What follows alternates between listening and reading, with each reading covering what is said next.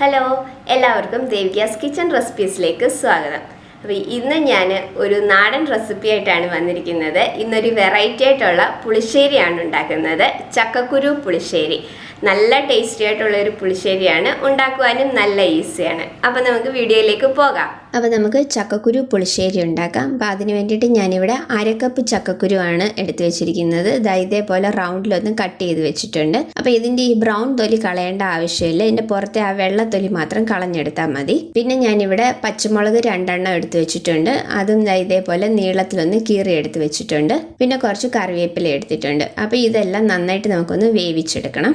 അപ്പോൾ അതിന് വേണ്ടിയിട്ട് ഞാനിവിടെ മൺചട്ടിയിലാണ് ഇത് വേവിക്കാനായിട്ട് വെക്കുന്നത്. നിങ്ങൾക്ക് വേണമെന്നുണ്ടെങ്കിൽ കുക്കറിലും വേവിച്ചെടുക്കാം. അപ്പോൾ ചക്കക്കുരുവും പച്ചമുളകും കറിവേപ്പില ഇതിലേക്ക് ഇട്ട് കൊടുക്കാം. ഇനി ഇത് വേവാൻ ആവശ്യത്തിന് ഞാൻ 1 കപ്പ് വെള്ളവും കൂടെ ഒഴിച്ചു കൊടുക്കുകയാണ്. ഇനി ഇതിലേക്ക് ആവശ്യത്തിനുള്ള ഉപ്പിട്ട് കൊടുക്കാം. ഇതിലേക്ക് 1/2 ടീസ്പൂൺ മഞ്ഞൾപ്പൊടി ഇട്ട് കൊടുക്കാം. 1/2 ടീസ്പൂൺ തന്നെ മുളക് പൊടി ഇട്ട് കൊടുക്കാം.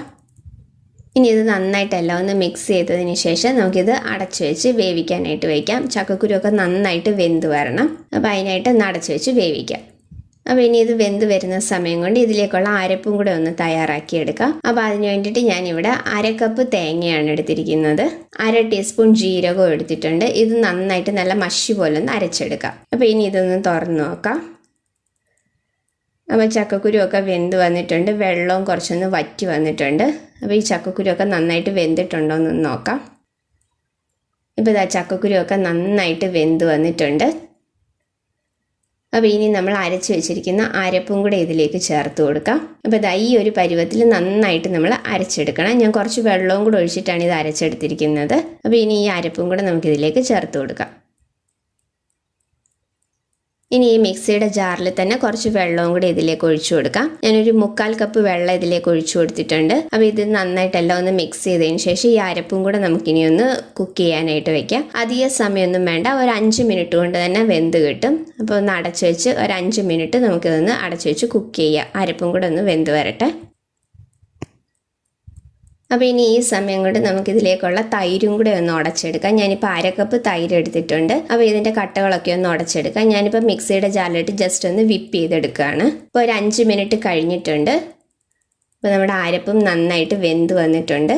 അപ്പോൾ ഇനി ഞാനിതിലേക്ക് ഒരു നുള്ളു ഉലുവാപ്പൊടിയും കൂടെ ചേർത്ത് കൊടുക്കുകയാണ്. ഒരു നുള്ളു ഉലുവാപ്പൊടി ചേർത്ത് കൊടുത്താൽ മതി, കാരണം നമ്മളിനി കടുക് താളിക്കുമ്പം മുഴുവനുള്ള ഉലുവയും കൂടെ ചേർത്ത് കൊടുക്കുന്നുണ്ട്. അതുകൊണ്ട് ഉലുവാപ്പൊടി ഒരു നുള്ളു മാത്രം മതി. പക്ഷേ ഉലുവാപ്പൊടി ചേർക്കാതെ ഇരിക്കരുത്, പുളിശ്ശേരിക്ക് നല്ലൊരു ടേസ്റ്റ് ആയിരിക്കും ഉലുവാപ്പൊടി ചേർക്കുമ്പോൾ. അപ്പോൾ അതും കൂടെ ചേർത്ത് നന്നായിട്ട് മിക്സ് ചെയ്തെടുത്തിട്ടുണ്ട്. അപ്പോൾ ഇനി ഫ്ലെയിം നന്നായിട്ട് കുറച്ച് വെച്ചതിന് ശേഷം നമ്മൾ ഈ കട്ടകൾ ഉടച്ചു വെച്ചിരിക്കുന്ന തൈരും കൂടെ ഇതിലേക്ക് ചേർത്ത് കൊടുക്കാം. തൈര് ചേർത്തതിന് ശേഷം പിന്നെ ഇത് തിളയ്ക്കാനായിട്ട് പാടില്ല. തിളച്ച് കഴിഞ്ഞാൽ പുളിശ്ശേരി പിരിഞ്ഞു പോകും. അപ്പോൾ ഫ്ലെയിം നന്നായിട്ട് കുറച്ച് വെച്ചിട്ട് തൈരും കൂടെ ചേർത്ത് നന്നായിട്ടൊന്ന് മിക്സ് ചെയ്തെടുക്കാം. അപ്പോൾ ഇതിനി നന്നായിട്ടൊന്ന് ചൂടായി വന്നാൽ മാത്രം മതി.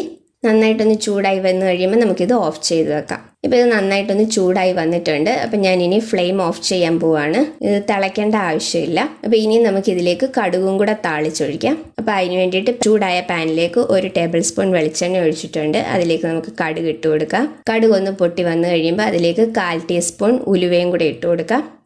ഉലുവയൊന്ന് മൂത്ത് വന്നു കഴിയുമ്പോൾ അതിലേക്ക് വറ്റൽമുളകും കൂടെ ഇട്ട് കൊടുക്കാം.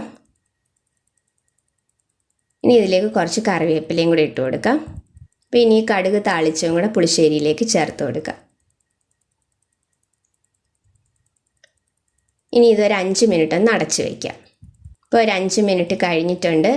അപ്പോൾ നമ്മുടെ ചക്കക്കുരു പുളിശ്ശേരി ഇവിടെ റെഡി ആയിട്ടുണ്ട്. നല്ല ടേസ്റ്റി ആയിട്ടുള്ള ഒരു പുളിശ്ശേരിയാണ്, ഉണ്ടാക്കുവാനും നല്ല എളുപ്പമാണ്. അപ്പം ചക്കക്കുരുവൊക്കെ ഇപ്പം ഈസിലി അവൈലബിൾ ആയിരിക്കുമല്ലോ. അപ്പം ചക്കക്കുരു കിട്ടുന്നവർ ഉറപ്പായിട്ടും ഇതൊന്ന് ട്രൈ ചെയ്ത് നോക്കണം. നല്ല ടേസ്റ്റി ആയിട്ടുള്ള ഒരു പുളിശ്ശേരിയാണ്. അപ്പോൾ ഇതിന് മുന്നേ ഞാൻ വെറൈറ്റി ആയിട്ടുള്ള വേറെ കുറേ പുളിശ്ശേരിയുടെ റെസിപ്പീസ് ഇട്ടിട്ടുണ്ട്. അതിൻ്റെ പ്ലേലിസ്റ്റ് ലിങ്ക് ഡിസ്ക്രിപ്ഷൻ ബോക്സിൽ കൊടുത്തേക്കാം. അതുപോലെ തന്നെ ചക്കക്കുരു വെച്ചിട്ടും 2 റെസിപ്പീസ് ഇതിന് മുന്നേ ഞാൻ ഇട്ടിട്ടുണ്ട്. ചക്കക്കുരു മാങ്ങയും കൂടെ ഒഴിച്ച് ഒഴിച്ചു കറിയുടെ വീഡിയോയും അതുപോലെ തന്നെ ഇറച്ചിക്കറിയുടെ ടേസ്റ്റിലുള്ള ഒരു ചക്കക്കുരു മസാലക്കറിയുടെ വീഡിയോയും ഇട്ടിട്ടുണ്ട്. അതിന്റെ ലിങ്ക് ഡിസ്ക്രിപ്ഷൻ ബോക്സിൽ കൊടുത്തേക്കാം. അപ്പോൾ ട്രൈ ചെയ്തിട്ടില്ലാത്തവർ അതും കൂടി ഒന്ന് ട്രൈ ചെയ്ത് നോക്ക്. ചക്കക്കുരു പുളിശ്ശേരി എല്ലാവരും ഒന്ന് ട്രൈ ചെയ്ത് നോക്കണം. ട്രൈ ചെയ്തിട്ട് നിങ്ങളുടെ അഭിപ്രായങ്ങൾ കമന്റ്സിലൂടെ അറിയിക്കണം. അപ്പോൾ വീഡിയോ ഇഷ്ടമായിട്ടുണ്ടെങ്കിൽ ലൈക്ക് ചെയ്യാനും ഷെയർ ചെയ്യാനും സബ്സ്ക്രൈബ് ചെയ്തിട്ടില്ലാത്തവർ സബ്സ്ക്രൈബ് ചെയ്യാനും മറക്കരുത്. അടുത്ത വീഡിയോയിൽ വേറൊരു നല്ല റെസിപ്പി ആയിട്ട് കാണാം. താങ്ക്